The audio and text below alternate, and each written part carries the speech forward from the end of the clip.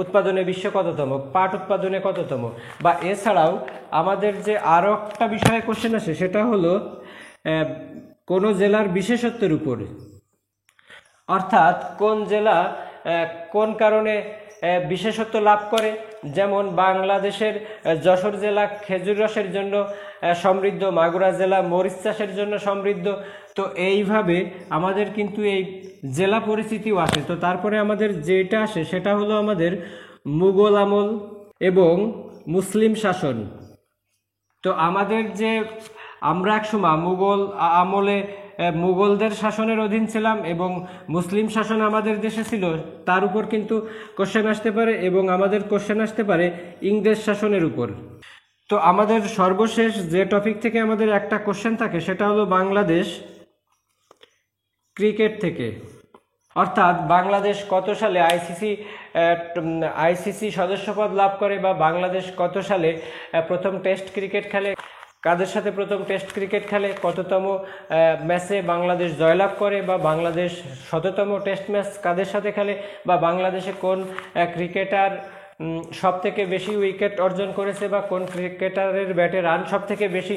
তো আমাদের এই বাংলাদেশের ক্রিকেট থেকেও কিন্তু কোশ্চেন হতে পারে। তো আমাদের সর্বশেষ আর যে বিষয়টার উপর কোশ্চেন হতে পারে সেটা হলো যে বাংলাদেশের পরিচিতি। যে বাংলাদেশের পরিচিতি বলতে যে বাংলাদেশের আয়তন কত, বাংলাদেশের লোক সংখ্যা কত, বাংলাদেশের শিক্ষার হার কত, মাথাপিছু আয় কত, এবং আর একটা বিষয় কোশ্চেন হতে পারে সেটা হলো বাংলাদেশের বাজেট।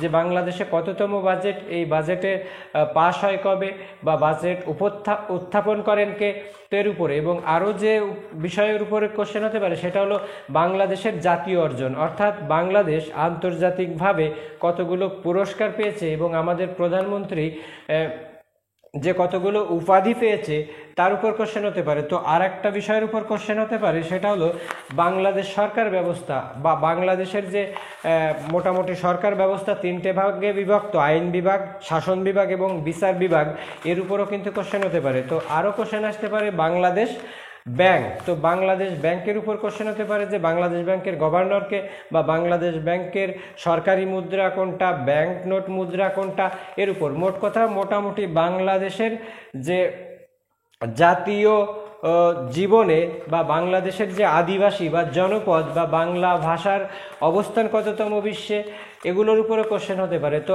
আমার মনে হয় যে আপনারা বোরিং হয়ে গেছেন এতক্ষণ, যে এই সিলেবাসটা আসলে উপায় নাই, কি করব। একেবারে এটা তো বাংলা কিংবা ইংরেজি সাজেশন না যে প্রিপোজিশন থেকে পড়েন, আপনি রাইট ফর্ম অফ ভার পড়েন বা বাংলা ধ্বনি পড়েন, বর্ণ পড়েন, হয়ে গেল। যেহেতু এটা একটা বৃহৎ ব্যাপার, তো এই বিষয়গুলো যদি আপনাদের পড়া থাকে তো অবশ্যই আপনারা রিভিশন দিতে থাকেন। আর এই বিষয়গুলো যদি আপনাদের পড়া না থাকে, বা আপনারা যদি মনে করেন দাদা এই এতগুলো টপিক খুঁজেও আমাদের পড়া সম্ভব না, তো আপনাদের আমি একটা সাজেস্টই করব যে এই যে সাম্প্রতিক যে জব সলিউশন মার্কেটে আছে, যে কোনো একটা জব সলিউশন থেকে অন্তত 15টা মডেল সলভ করবেন। 15টা মডেল যদি ব্যাখ্যা সহ সলভ করেন তো অন্তত 70% মার্ক আপনারা পাবেন।